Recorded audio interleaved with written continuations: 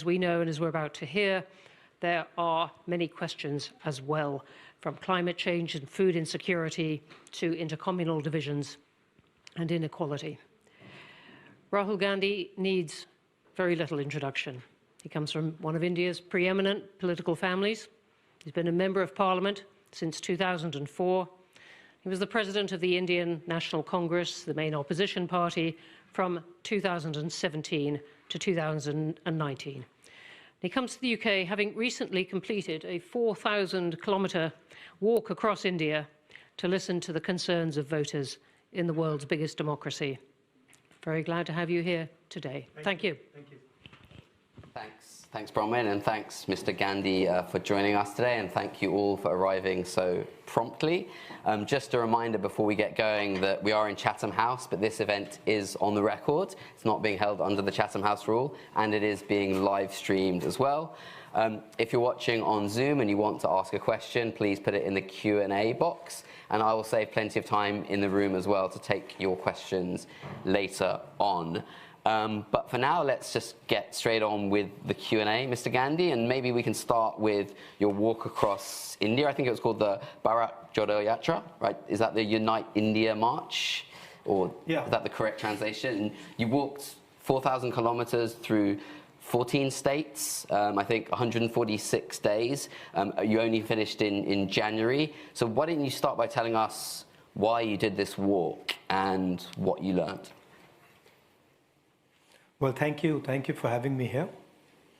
It's an honor for me to be here. Thank you for coming. When I joined politics, 2004, the democratic contest in India used to be between political parties. And I had never imagined at that time that the nature of the contest would change completely. It was. I mean, if you had even told me at that time, I would have said that it was a ridiculous thing to say. But the nature of the democratic contest in India has completely changed, and the reason it's changed is because one organization called the RSS, Fundamentalist Fascist organization, has basically captured pretty much all of India's institutions. And maybe for those who don't know, can you explain what the RSS is? RSS is you can call it a secret society.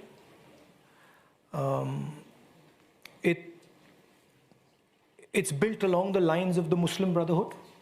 And the idea is to use the democratic contest to come to power and then subvert the democratic contest afterwards. And it shocked me at how successful they've been at capturing the different institutions of our country. The press, the judiciary, parliament, election commission, all the institutions are under pressure, under threat, and controlled in one way or the other. So the conversation, the voice that was free-flowing, the debates, those have all stopped. Some of the biggest decisions taken, demonetization, which is demonetization of the Indian currency. We were not allowed to debate in Parliament. Right? The farmers' bills, where large numbers of farmers were out in the street, we were not allowed a conversation in Parliament. The GST, we were not allowed. When Chinese troops entered our territory, we were not allowed to have a conversation in Parliament. So that stifling made us ask ourselves a fundamental question. How do we communicate with the people of India when the media is biased, when the institutions are captured? And the answer we came up with in the Congress Party was this walk across the country, which has a tradition. The word is yatra, it's journey. But it's not simply a journey. It's a Indian idea of walking, of persevering, of listening, and of questioning oneself.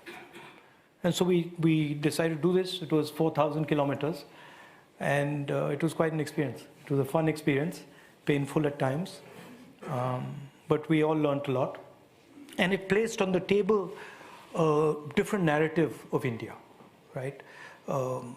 Not an angry, aggressive, violent narrative, which is currently deployed by the BJP, but a peace-loving, almost Gandhian, non-violent, open, accepting narrative. And I think that was the biggest success of the Yatra, that it clearly placed on the table a different vision of the country. And what did you learn while you were sort of traversing, the many diverse states of India, mobbed by people at different stages along the way? We learned many, many things. Well, the first thing I learned was that listening, especially listening to people, large numbers of people, is something very powerful. And I realized that as a politician, before my walk, I was not actually listening properly, right? As politicians, we start by telling you what we think. And we have a narrative in our mind, and whenever somebody says something, that narrative is shaping our conversation. Maybe we want to impress a little bit and say we understand, what you're trying to get at. So that instinct went silent. It went silent because, frankly, I had no choice. One, I had a knee problem, so my mind was like trying to calm my knee down. And second, the number of people was so big that it was no point.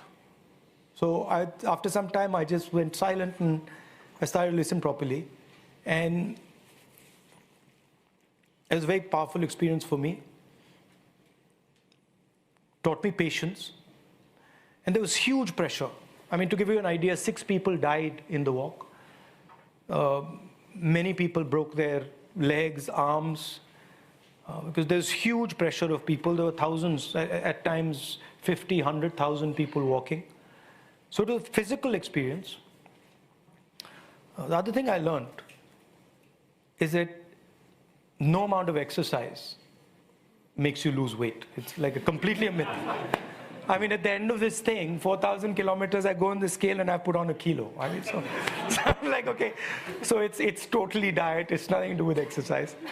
That's the other thing I learned.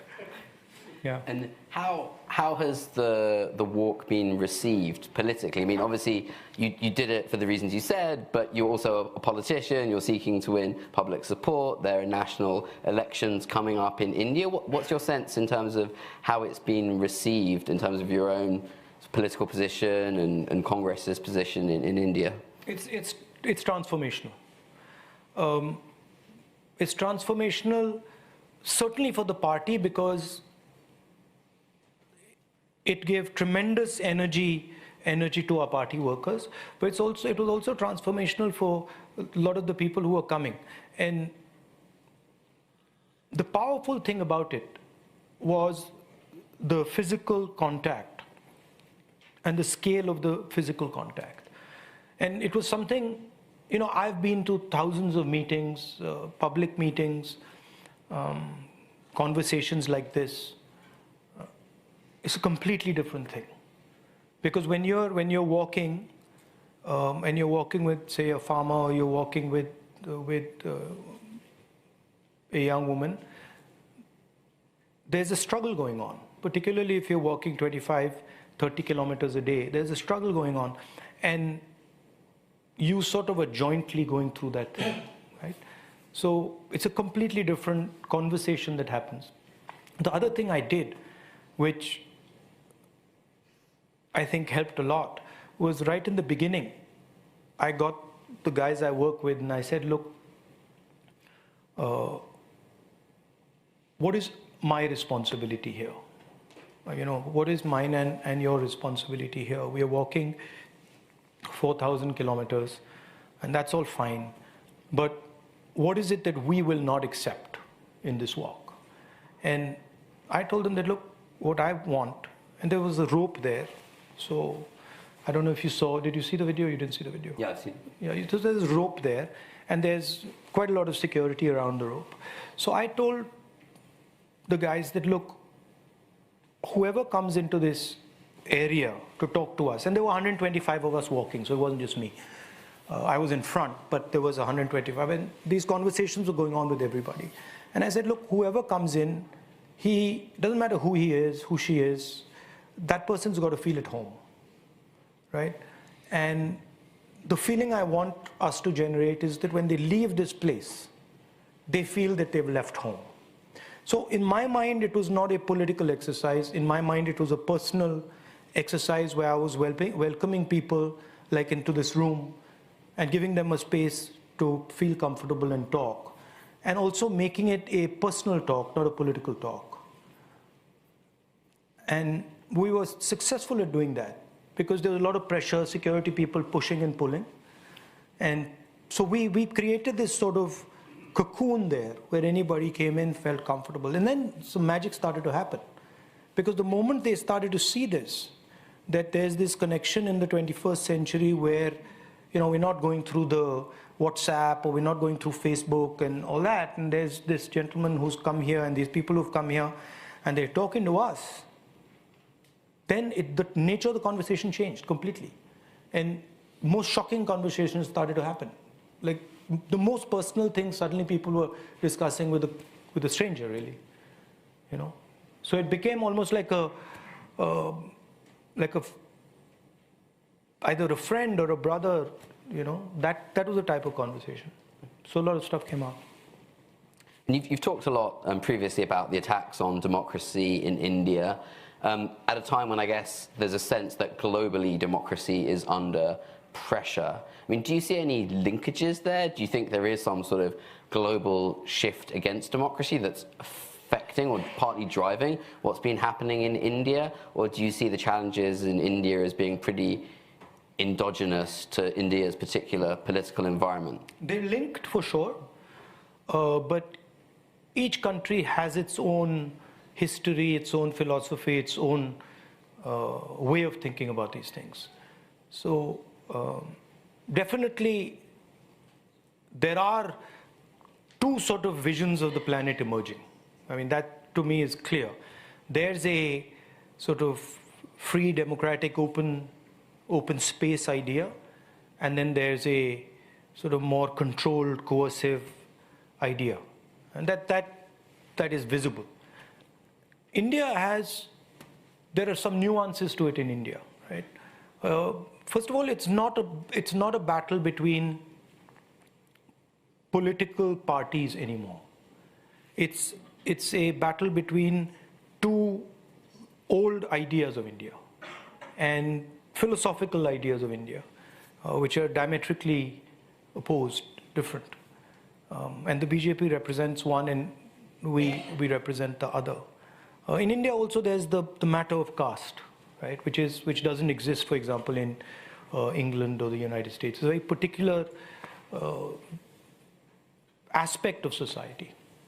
So it plays out differently, but it's sort of informed by what's going on in the rest of the world.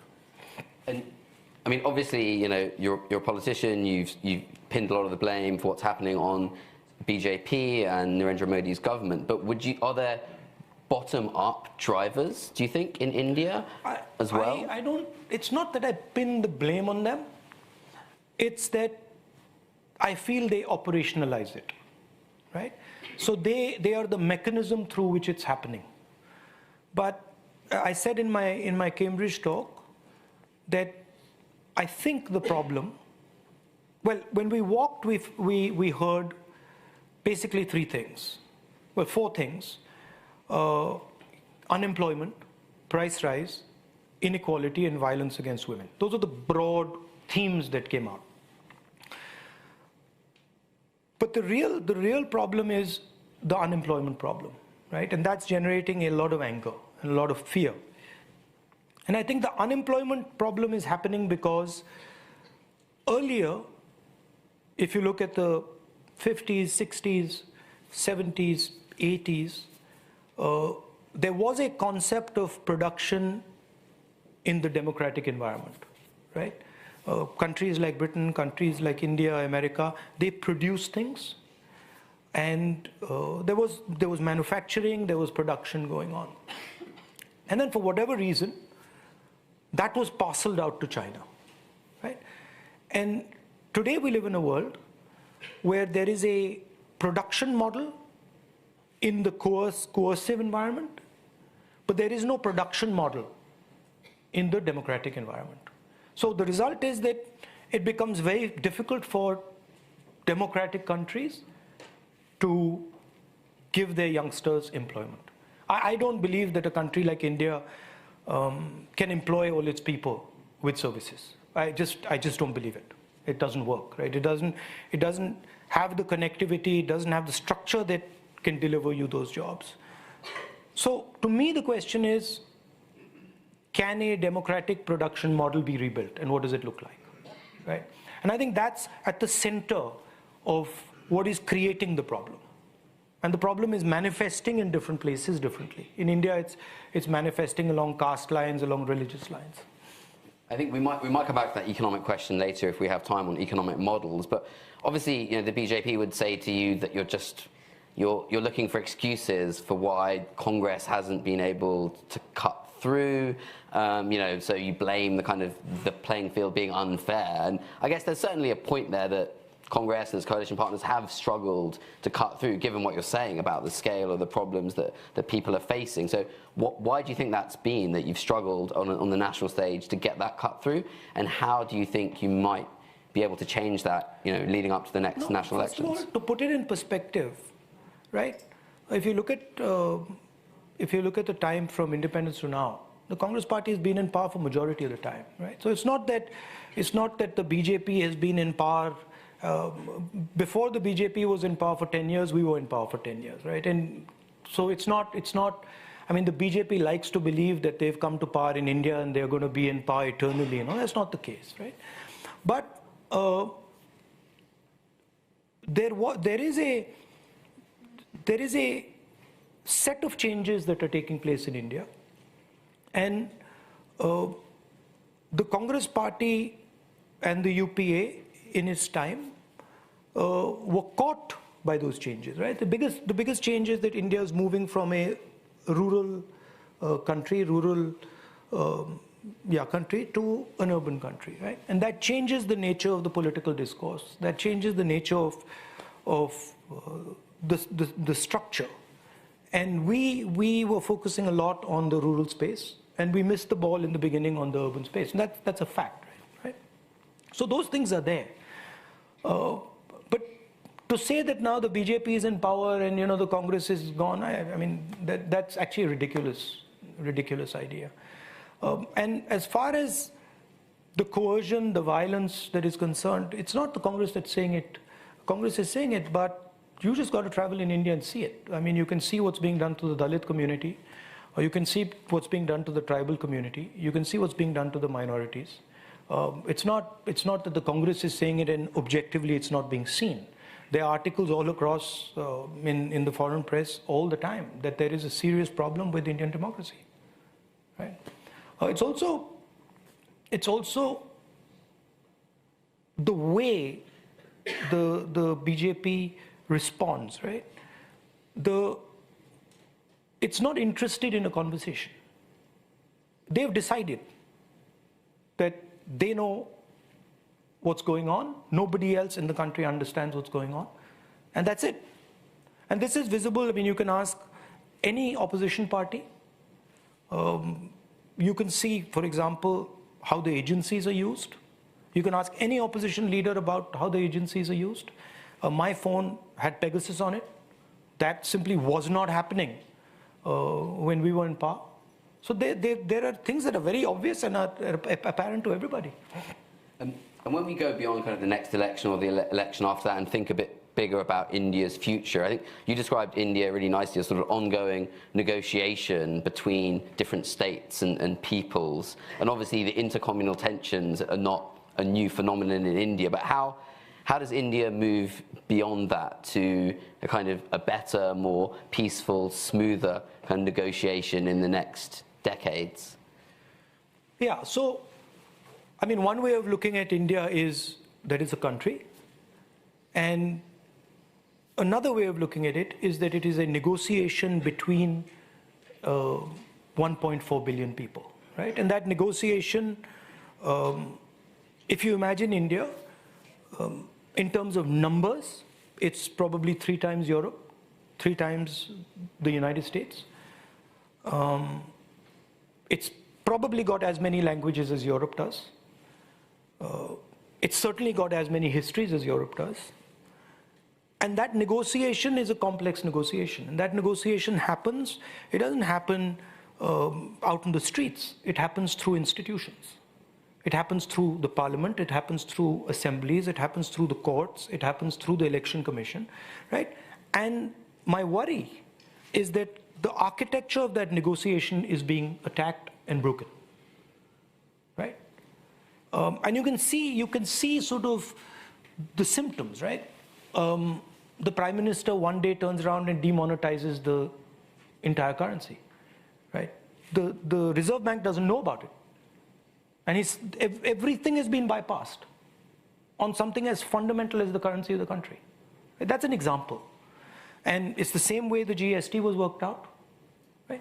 So you can see that the reliance on those institutions is reducing. And that to me is very, very dangerous, right? So certainly there's repair work that needs to be done, right? On the idea of freedom, on the idea of independent institutions, there's a whole bunch of repair work that needs to be done. And then I think fundamental to a successful India is the decentralization of power. So what is happening, what you see, the trend you see is massive concentration of wealth and power, right? And that, if you really look at the BJP and see what's the one big thing that they've done, it's huge concentration of power in the Prime Minister's office, and then huge concentration of wealth in the hands of 2 or 3 people, right? And that, to me, a country the size of India simply cannot be run like that, right? So that, to me, the decentralization, supporting small and medium businesses, starting or reimagining production, manufacturing in a modern way, in a decentralized way, in a technological way. And I think their linkages between the West and India are critical. I want to pivot a bit here to foreign policy and start with India and China. And I know you're a keen follower of China, and obviously in the last few years we've seen these flare-ups at the border seemingly driven by China. There was a trajectory previously where Xi Jinping and Modi seemed to be getting on well. They had their sort of tea meeting in Wuhan. Why do you think in the last few years Beijing has decided to antagonize India? Because it seems to have really pushed India towards the West. Antagonize is sort of a benign word. I mean, they're sitting on 2,000 square kilometers of our territory, right? I mean, I don't know, that antagonize doesn't quite capture it, right? No? I mean, yeah, it doesn't quite capture it. And the interesting thing is that when they did it, our Prime Minister said, in a meeting with the opposition where I was there, that not a single inch of Indian territory has been taken, right? Now, what message does that send to the Chinese, right? The Chinese know they're sitting on 2,000 square kilometers of our territory. Our military knows it. And our Prime Minister says, well, they're not there. So it encourages them, right? So that's one aspect of the problem. As a country, our ethos and our DNA is democratic, right? I mean, there's the book, The Argumentative Indian, by Mr. Amartya Sen. We just like to talk and, spend a lot of time talking and discussing things. And that's the way we build consensus, because it's very complex. And so we in the Congress are pretty clear that whatever is going to be built, whatever is going to happen, has to be in a democratic, in a open, structure. And that, of course, that's not China, right? So we are much more comfortable with the democratic idea, that open idea. Of course, at the same time, they're our neighbor, and we're in competition with them. And frankly, if we're going to talk about production, right, we are the biggest game in town. And so they see us as a problem, right? So my approach is, they're offering a vision of productivity, of prosperity. Well, we should have a vision of prosperity too. And that includes the West and India. But that's missing, right? So to me, that's where the work needs to be done. It seems to me that as someone who's lived a long time in Asia and watched the politics play out, it's going to be very hard to have a successful, productive Asian century if India and China are at loggerheads. So how can you foresee a rapprochement between India and China, and how might that happen? How could that happen? I mean, I don't know about rapprochement, but I do think that we have to have a vision for production, right? And I don't think it's going to look like the Chinese one. It can't. Structurally, we can't do that, right? So it's got to be a decentralized one. And I think you are going to have a level of competition between the two countries. There is going to be, on the margins, there's going to be a little bit of tension, a little bit of hostility, but I think it's very important that the lines are clear. I mean, they're sitting on 2,000 square kilometers of our territory, right? That's the fact. So what would a Congress government do about that? Well, I mean, we'll have to see when we're there in power. But I think making things clear, and certainly not denying that they're sitting in your territory to start with. And so you spoke earlier about sort of different visions of the world, and I guess a US-led vision you're implying, and maybe a China-led one. But what would an India-led world look like? Is it very similar to the sort of Western democratic ideals? Is it something very different? I don't know if I don't quite like the word led, right?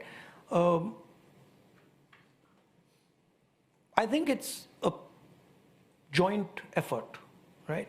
And I think there are components that the United States has, there are components that Britain has, there are components that India has, and they're valuable, right? So I think I don't like the idea that that's being led by that person, this is being led by that person.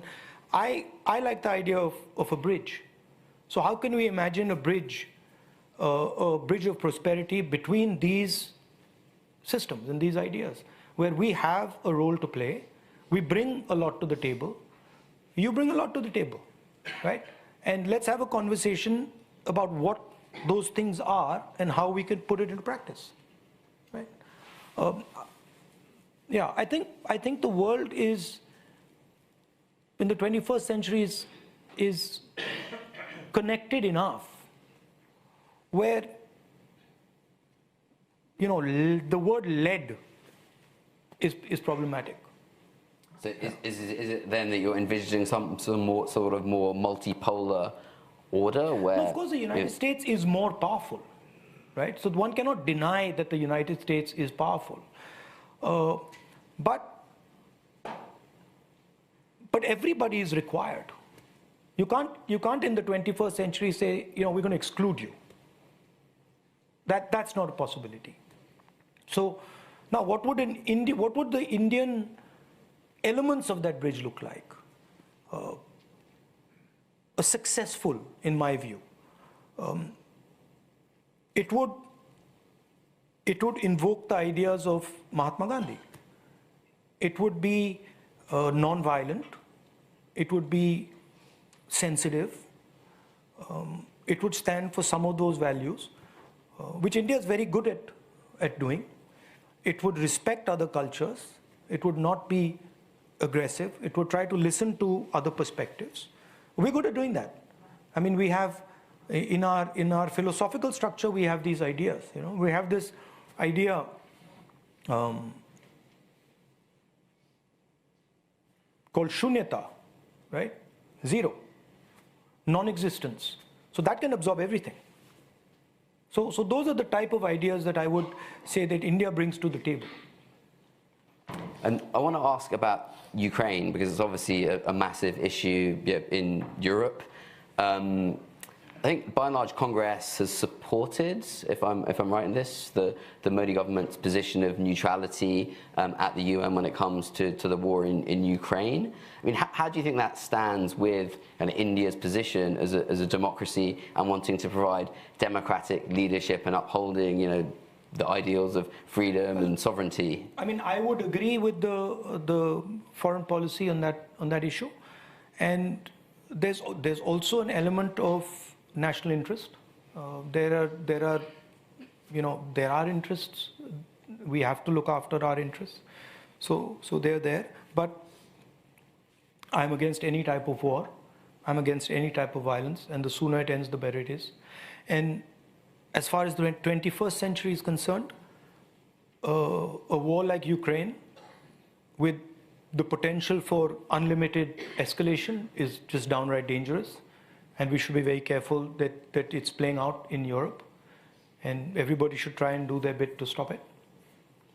And could you see a time when India does start to move away from Russia? Obviously, that's one of the reasons why India is wary of criticizing Russia, because it relies on Russia for a large part of its military equipment and technology. But obviously, at the same time, the West has been courting India in part because of the issues that you have with China, and we see the existential threat from China. So could you foresee this shift happening over time? I mean, look, self-interest is important, and then you're saying courting. I don't know how well are you courting.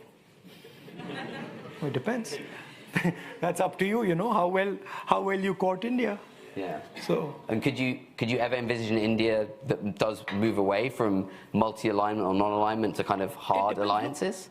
I don't know. I don't think about it like that.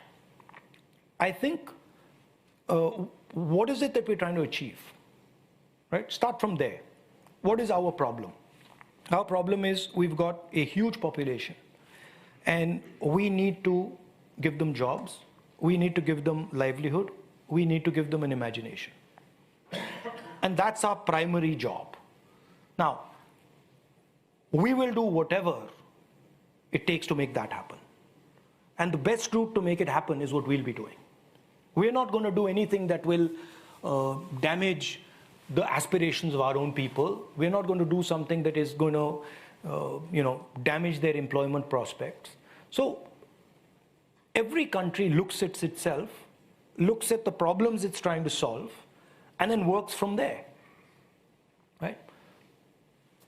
I'm going to come to audience questions in a minute, just a couple more. I mean, firstly, on the economy, I mean, it seems to me that the model of industrialization and manufacturing, export-led growth that was very successful for Japan, Korea, Singapore in driving them to rich country status doesn't really work anymore because of changes in the rise of automation, potentially because of the fracturing of global value chains and some sort of shaving away of the benefits of globalization. So for India as well, which is such a big country, such a big domestic market and big challenges to employ its young people as well, what is the model do you see going forward for India to achieve the sort of rapid growth but also more equitable growth that your country needs? In my walk, I walked past a town called Bellary in Karnataka, and I literally walked past it. And some people over there said, look, this is a jeans producing center, okay? And please come and see what we're doing. So I spent half a day walking around Bellary and looking at this jeans production that they were doing. It used to employ 5 lakh people. So 5 lakh is 500,000, right? Today it employs 40,000 people. Right? It's essentially a network of skill, right? Whenever you walk in there, there are people who have huge amount of skill sitting there, and they're doing nothing, right? And then make that accessible to people, right? And those centers exist all across India. There's Bellary, Moradabad, everywhere. Almost every district in India has a skill base that is profound, right? But then what do we do? Or what is happening today? Huge concentration of wealth, huge concentration, complete control of the banking system by 3 or 4 large industrialists, and the skills just lying there wasting away. Those 4.5 lakh people today are unemployed, right? That Bellary itself, if it's aligned properly, if the banking system is made accessible to them, if you inject technology into that skill space, that thing, you'll be able to produce 1 million jobs there, right? So I don't agree that manufacturing per se is dead, right? I look at it by saying, okay, here is the skill. What do we need now to make sure that this skill translates into jobs, right? And then there are different areas. I'm not saying that there is no space for large business. Absolutely there is space for large business. But the level of monopolization that is taking place today is seriously problematic. It's problematic if you want to transform, if you want to give Indian people jobs. It's problematic if you want to have a productive vision for the country, right? So also, there's a huge scope for agriculture, right? Building a cold chain, modernizing the agricultural system. It's huge potential. It's wasted right now. So those are the type of things that one would look at. Last question I have before I go to questions from the floor and online. You talked a lot on this trip and probably before as well about listening. And I agree with you, listening is an underrated quality in politics and diplomacy where most people prefer talking. So given we've got you here and we're all keen to listen, and you've been in the UK, I think, for a week or so now, what do you think we in the UK get most wrong about India? What don't we see that we should know to better understand India?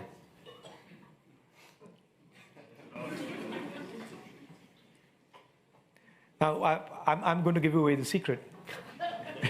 No, it's like the quote I saw in your room, right? The Gorbachev quote. The Gorbachev quote was to the effect of, we are at a very important time in history, and there are 2 options. One option is this one, and the other option is this one.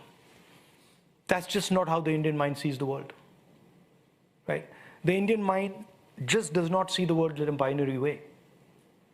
So for the Indian person, number one, we are not at a critical point in history, right? And number 2, there's thousands of options standing right in front of us, right? That's just how the Indian mind works.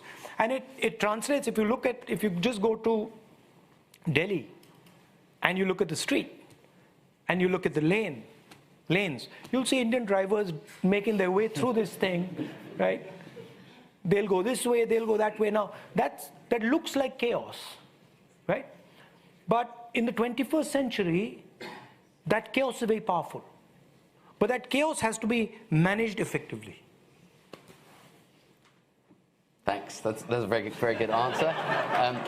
Okay, I'll tell you something else. Yeah. If you can, this is a concept that's difficult. And I'll try it.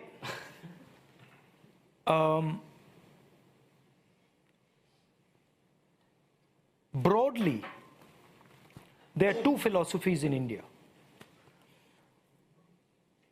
One believes in infinity, right? That says you will live forever, right?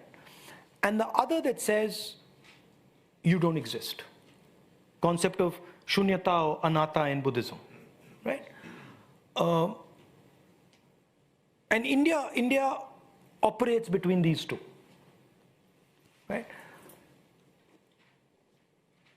The idea of non-existence, or anatta as in Buddhism, is the essence of listening. So if I'm sitting here talking to you and I don't exist, right? That is absolutely the perfect way to listen to you. What do I mean by I don't exist? It means my aspirations don't exist. It means my fears don't exist. It means, I am sitting almost in silence, almost as if I'm dead and I'm listening to you. That's something Indian people can do. It's a very powerful thing, right? And if you look at our, so to speak, the grandmasters, people like Gandhi, that's actually what they're doing, right? And it's a philosophical thing, but it's the power of the Indian civilization. It's where, the West got zero from. Yeah. Right? And then that, no, you're laughing, but then when that zero arrives in the West, it completely transforms and does something that it can't do in India. Right? Because when it comes into contact with your philosophy, the sum of both those things is much bigger than either of them. So to me, that's how I see it. I used to sit on a table when I was small, and my grandmother and my mother's father used to sit there at lunchtime, and they used to speak to each other. And I would just look at them, and they were two different worlds, right? My grandmother would be speaking something else, saying something, meaning something else, and my grandfather would be understanding something else. But the conversation was going on. And that to me is the essence of the thing, which is that I look at you and I say, he has ideas that are actually powerful and useful for me. And in turn, I have ideas that might be powerful and useful for him. And I think that's what's important in the 21st century. Yeah, I totally agree. Listening is great. By the way, as a final thing, as a final thing, I am a practitioner, and I'm sort of I deal in power, right? And I can tell you that, and this is something, it's a bit hard to grasp, listening is much more powerful than speaking. There's no comparison between the two. But for some reason, people are convinced that speaking is more powerful, right? Even if you're speaking to me and I'm listening to you, I understand what you're going to do, right? I can predict what you're going to do if I listen carefully. Yeah, so many questions. The gentleman at the front, if you can tell us who you are and any affiliation, and yeah, the mic's coming to you. And please keep it to a question, not a statement. Thank you. Thank you very much. Hanif Adil, former advisor, British Parliament, British Government. The question, I'm going to come to the question. I just want to make one point. No point, sorry, just a question. Okay. Other people it's have contextual, questions. okay. Rahulji, thank you very much for your very sobering analysis. Clearly, the comparison between the RSS and the Muslim Brotherhood is an interesting one. The fact is, the BJP have captured the narrative and the institutions in a way that most people would have thought that they could not have. So clearly, listening, all the things you're doing are great. But in terms of a clinical approach, what would be your short to medium-term plan in terms of projecting what you stand for, what your party stands for, what you want to achieve with the grassroots? And because you're taking on somebody who is a populist, who clearly has support, who's captured the whole state effectively. That's my question. Thank you. I think the walk that we did in the last 4.5 months is a powerful model. And I think it brings in a lot of the ingredients of a response to what you're talking about. And I think it works for most of the opposition in India. It's acceptable to most of the opposition in India. So reaching out to the people in interesting ways and making sure that you're having a direct connect with people and building a new imagination, I think is central to fighting the BJP. Also, don't underestimate the resistance. Authoritarian people like to demonstrate how powerful they are and how strong they are. The resistance in India is also very strong and very powerful, and can do wonders. And the lady in the cream jumper just behind. But you know what? If we step back from the BJP Congress conversation, what's actually happening is a huge transition in India, right? Huge migration of people. And India is now searching for a new model with which to engage with its people and the rest of the world, right? And what's pretty clear is that the BJP model is not it, because it's creating much too much turbulence, much too much resistance. So the real challenge that people like me and other leaders in the opposition have is, what does that thing look like?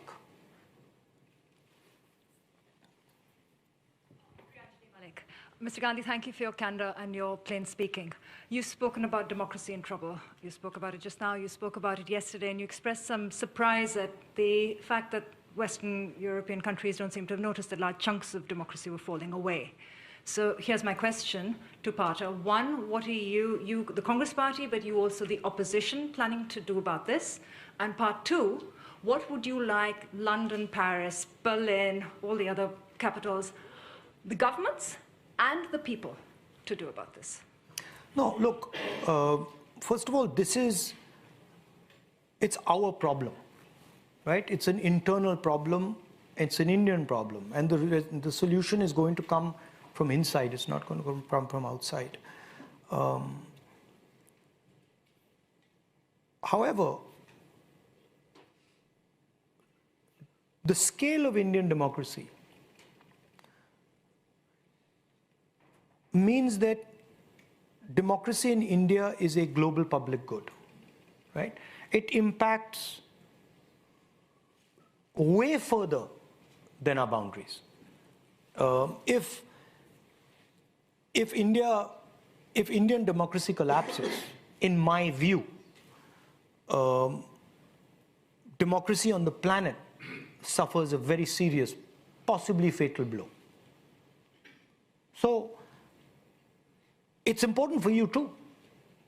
It's not just important for us. We'll deal with our problem. But you must be aware that this problem is going to play out at a global scale. It's not just going to play out in India, right?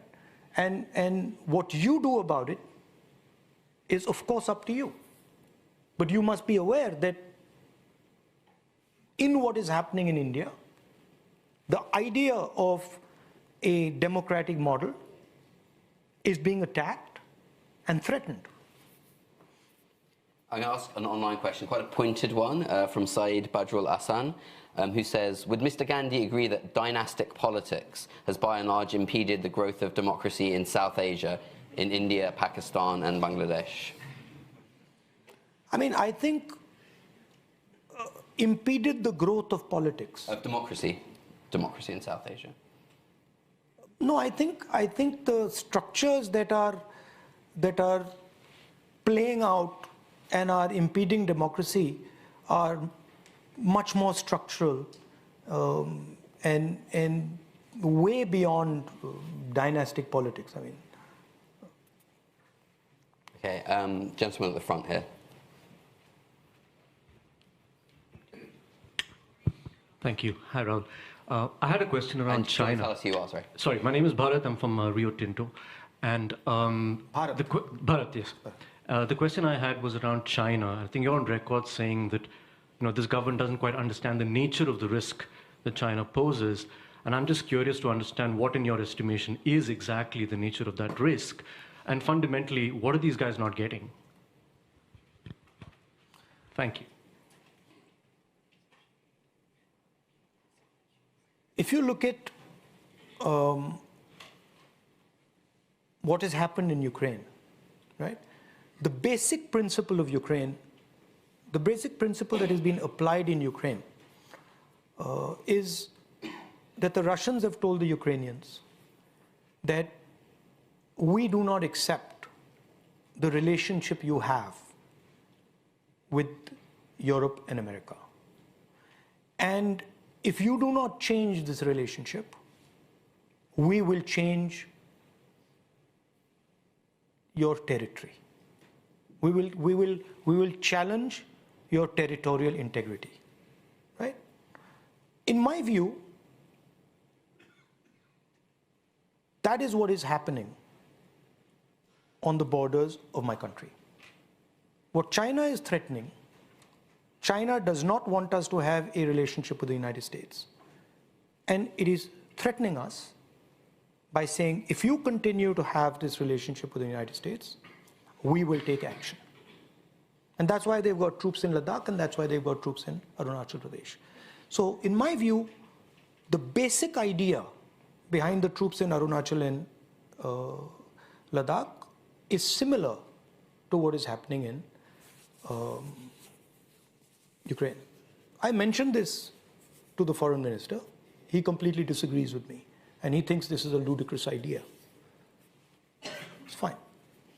We have a different opinion. Yeah, the lady in the third row in brown jumper. Hello, thank you very much. Yes, no, it's me. Thank you very much. My name is Malini Mehra, and I run an international parliamentary organization that works on climate change. But my question is raised to you as a citizen of India. There are many of us in the international diaspora. There are something more than 20 million Indians in the international diaspora.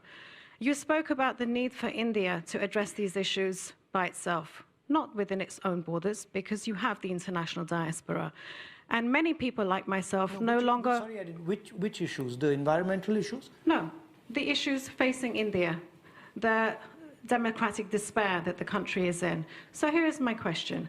And I ask it as someone who is one of possibly millions who no longer recognizes the country that they were born and raised in. And we would like to know what your message is. Is that a bad thing or a good thing? What do you think? No, I'm asking you. Why am I here? I don't know. I'm here because I am feeling wretched about the state of my country. Yeah. Absolutely wretched. My father was an RSS man, proudly so. He would not recognize the country, bless his soul. So for those of us who are outside of India, how can we engage? How can we re-empower our democracy? 20 years ago, I worked with Professor Amartya Sen. And Amartya didn't let go of his passport. I'm not getting rid of my passport, and I want to know what can we do to reanimate our democratic institutions. Well, I like your energy. No, it's very important. It's very important. And it goes to the point of the resistance. You see, the resistance is sitting here. No, I meant that the battle for the democratic institutions of India is, frankly, India's responsibility and no one else's, right? And it's something that we are doing. But you, of course, are Indian, so it's your responsibility as well, and you're part of that discussion. I think when you express yourself, I think what you said about your father being in the RSS and about him not recognizing our country in this conversation itself is a very powerful thing. Because for me to say it, people might feel, he's fighting the RSS, he's fighting the BJP, he might be biased, right? But for you to say it, it has a totally different impact. So by expressing yourself and by making your position clear, you're already helping in a big way, right? I think by telling people the values that you stand for, the values that are Indian and that you protect, by telling everybody in the rest of the world that India needs to go back to those values, you're doing the service. So thank you. I'm going to go to a question right at the back. The gentleman in the corner in the glasses, just behind the door. Thank you. And then I'm going to come to this side next. Hi, my name is Shoaib. I'm just a keen follower of the Indian politics. First of all, Rahul, thank you very much for giving someone else the opportunity to become the president in your party. And the second question is, do you think to implement your philosophy and your vision of the Indian politics, probably you need to win the elections. And to win that elections, you need to defeat BJP. But do you think with Mr. Kharge as a party president, you are well equipped to defeat BJP in the next elections? Look, Mr. Kharge was elected as president in an election that took place in the Congress party. And he is the president of the Congress party. We're all working together to fight the BJP. And I'm extremely confident in Mr. Kharge's capabilities and his expertise. I don't know if you know his history. Do you know his history? I mean, he was a Congress worker. He's been a Congress worker for many, many years. And he's come up the ranks, and he's an extremely capable, dynamic person. So I'm very confident in his leadership. I'm going to come over here. Maybe the gentleman at the front in the hoodie. Hi, I'm Sriram. I'm a Chatham House member. I just wanted to ask you, is there any type of new policy like how Jawaharlal Nehruji introduced the non-alignment movement policy? Is there any changes that you want to introduce in the Indian foreign policy? As I said, the principle of foreign policy is unfortunately self-interest, right? And any Indian government would pay attention to that. So in answering that question, the first step is what is important to us as a country, right? What are we trying to do?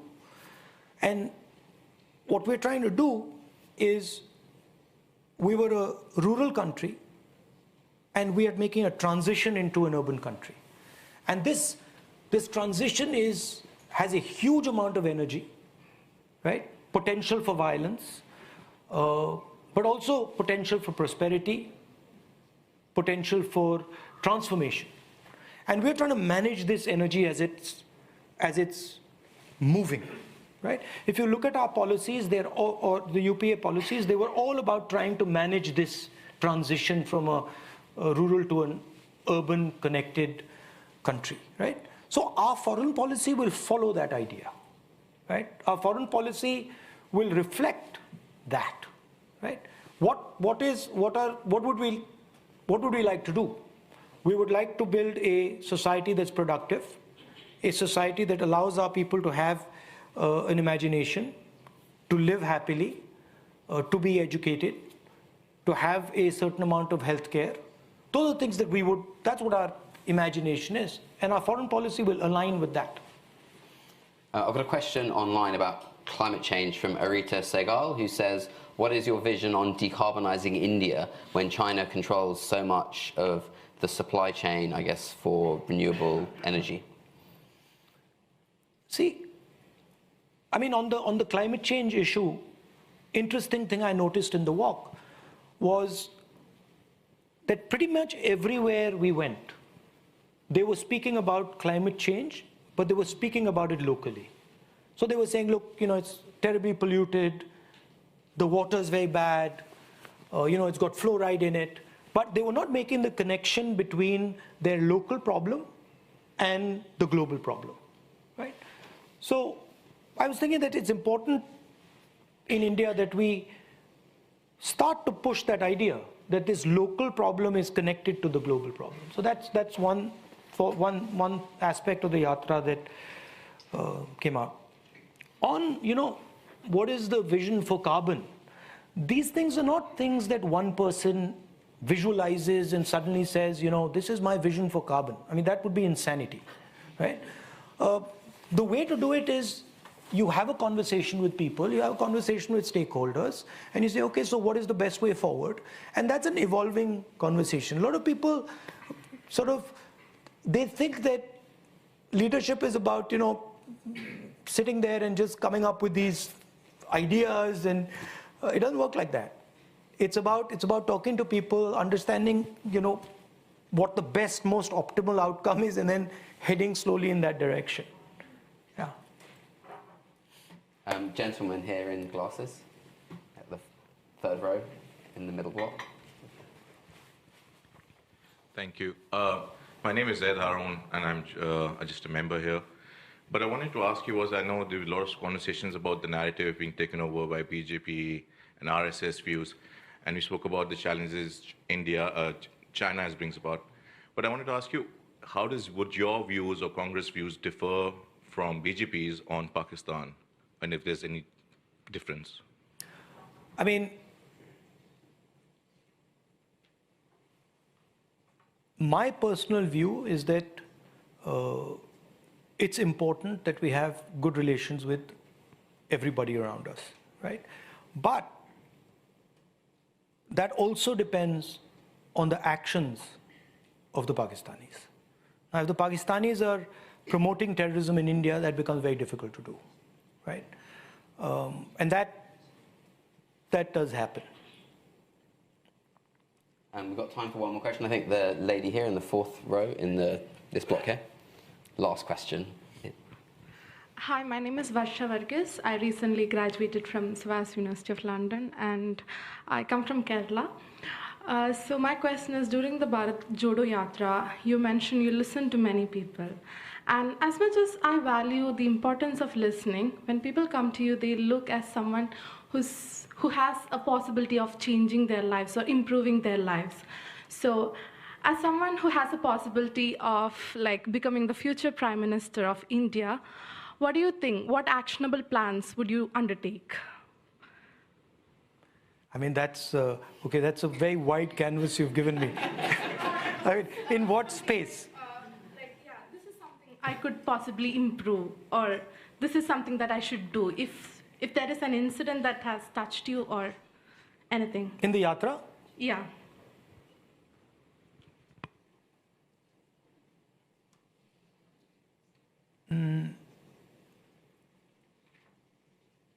In the walk, a lot of women came up to me, and quite a few of the women spoke about violence that had been done to them. And in one of the cases, well, actually in many of the cases, but in one particular case, I won't go into the details, but in one of the cases, I asked the girl, listen, she had been attacked, she had been molested, raped, and I asked her, listen, should we call the police? And she said, no, don't call the police. I don't want you to call the police. And I said, why don't you want me to call the police? You've come here, you've told me this, and now you don't want me to call the police. And she says, yeah, I don't want you to call the police because then I will be shamed, right? So to me, that was a very striking thing, that here's this young girl who suffered this violence against her. And now she cannot act on that violence because she's scared that she'll be shamed.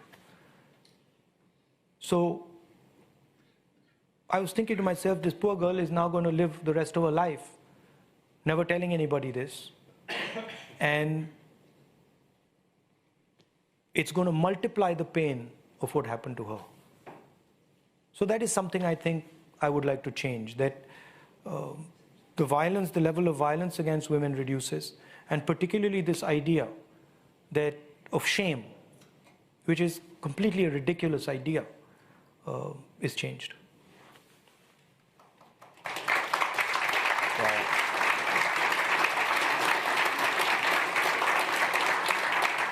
Thank you, everyone, for joining us today. Thank you, Mr. Gandhi, for your time and taking all the questions. I'll certainly do my best in future to not exist in the right kind of way and listen better. But yeah, please join me again in giving another round of applause to Rahul Gandhi. Thank you. Thanks so much.